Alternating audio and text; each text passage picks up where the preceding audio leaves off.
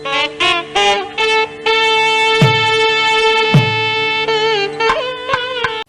தமிழ் உறவுகளுக்கு நெஞ்சார்ந்த திருக்குறள் வணக்கங்களை இனிதே உரைத்துக் கொள்வது உங்களின் அன்பு தோழர் பா. மூவேந்திர பாண்டியன்.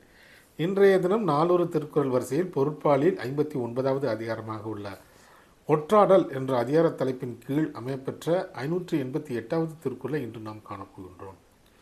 ஒற்றாடல் என்பதற்கு சிறந்த ஒற்றரை தேர்வு செய்தல் என்ற பொருளில் இந்த அதிகாரத்தின் தலைப்பு அமையப்பெற்றுள்ளது. இப்பொழுது 588வது திருக்குறள் என்னவென்பதை இப்போது நாம் காண்போம்.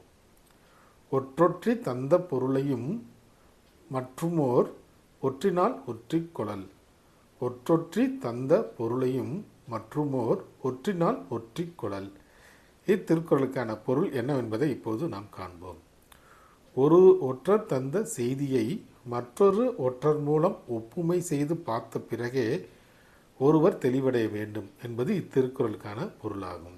மீண்டும் பொருள்: ஒரு ஒற்றர் தந்த பொருளை மற்றொரு ஒற்றர் மூலம் ஒப்புமை செய்து பார்த்த பிறகே ஒருவர் தெளிவடைய வேண்டும் என்பது இத்திருக்குறளுக்கான முழு பொருளாகும்.